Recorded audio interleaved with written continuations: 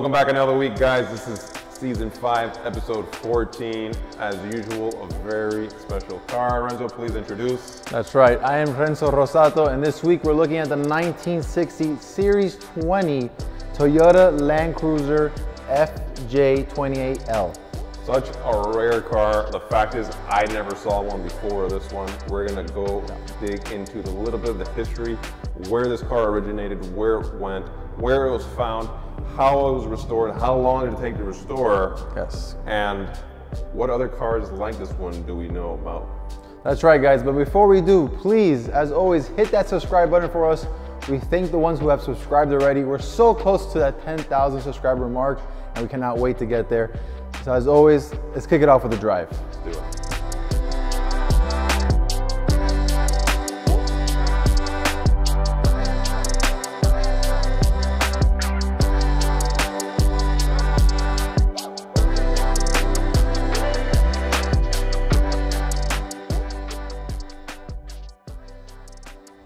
All right, Renzo. Usually, when we do sports cars, we can say, you know, it's basically a legalized street race car. That's true. Yeah. In this case, I think we have a legalized street tractor. Yeah, definitely do. And I am by no means laying down this car, guys. Oh no. This is an exceptional piece of Toyota history. But it's a purposely built vehicle, which we'll talk about later. Yeah. But the fact is, it's the ultimate utility vehicle. Oh, you can tell that this is meant for work. We do not have any AC, but it does come equipped with these amazing vents that are opened up here that let in some Organic AC. organic AC. It will never break down on you, right? Unless the car does. Yeah, no, my door's not open. That's the way it sounds. That's the way it sounds. We got some vents that open up right here by our feet. Let some air flow down there as well. Very big steering wheel. You know, very torquey. 4-speed transmission. 4-speed transmission that requires, you know, a very quick shift. It's not a very easy car to talk in.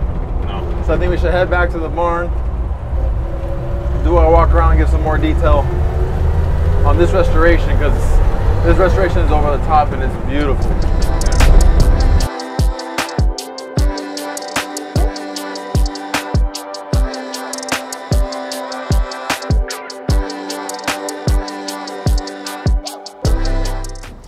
Whew. All right, so we're back at the barn. Not much of a long drive. This isn't a car built for the city, especially on a Friday afternoon. So yeah, we're just gonna really kick off this walk around because there's some things we want to mention, like we said at the beginning of this video. You know, where does this car come from? Obviously, it's Japanese, right? It's Toyota. Right. But like many of you probably know, some of these cars were made and manufactured in other parts of the world. This car was, you know, built in Japan and made for Japan. At some point, it said a coffee bean operation company bought a few vehicles, a whole fleet, and shipped them to South America and Venezuela, put them to work in these coffee bean fields. that's right.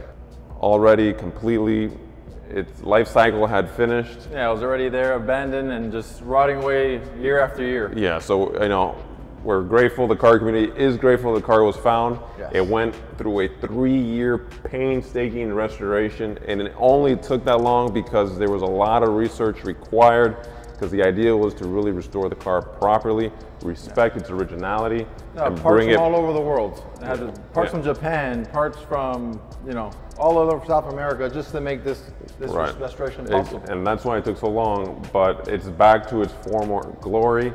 There's a lot of great things about this truck. Yeah. You know, original wheels, those are the wheels that were on the truck originally.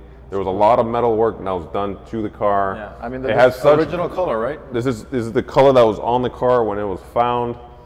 Very early, if you look at these hinges, they're stamped with BJ, which is the previous generation of, you know, the Land Cruisers, if you will. So let's talk a little bit more about this truck, right? So this is, like I mentioned in the beginning, this is a Series 20. This is a second generation Land Cruiser from 1955 to 1960. This one being a 1960 here.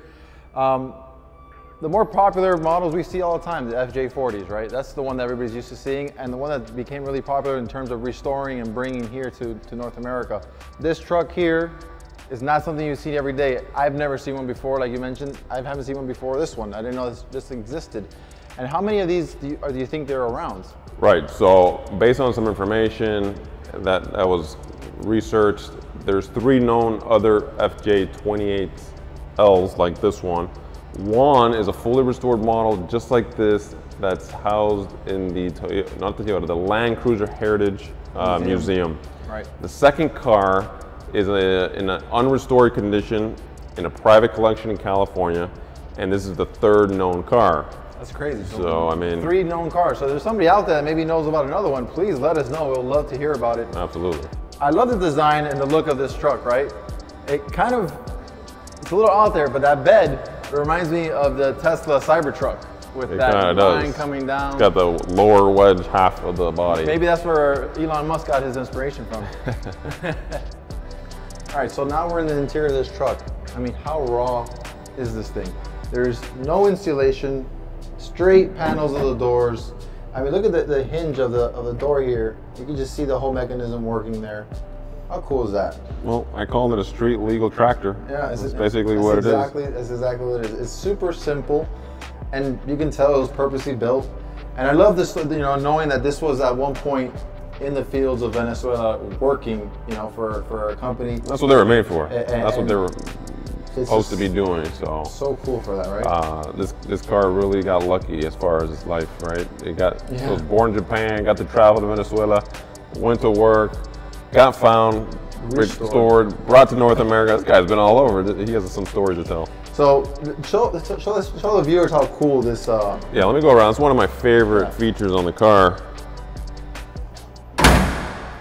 And we're going to show you here the window mechanism.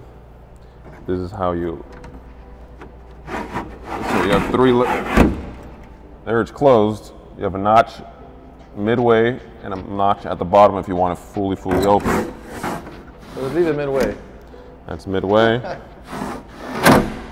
Okay, let's open up the hood. Only 2 latches, that's all it takes. I got this towel here that we're gonna use to lean it on here because we don't wanna ruin any paint. Yeah.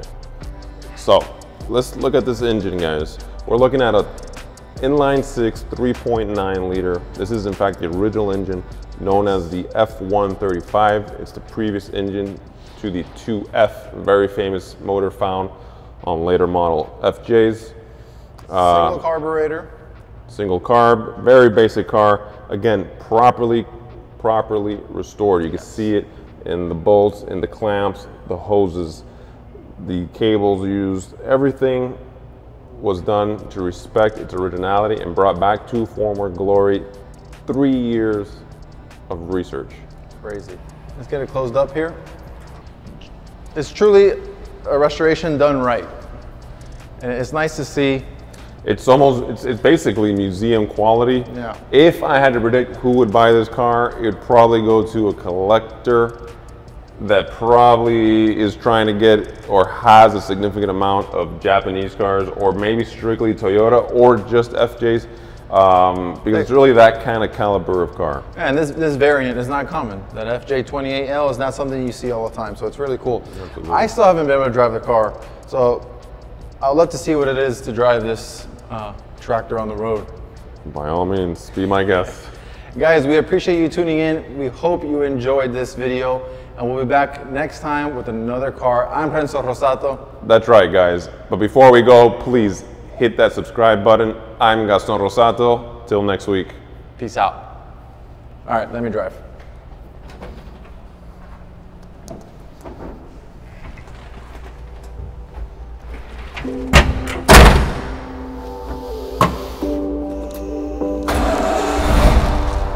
Starts right up. What a beauty.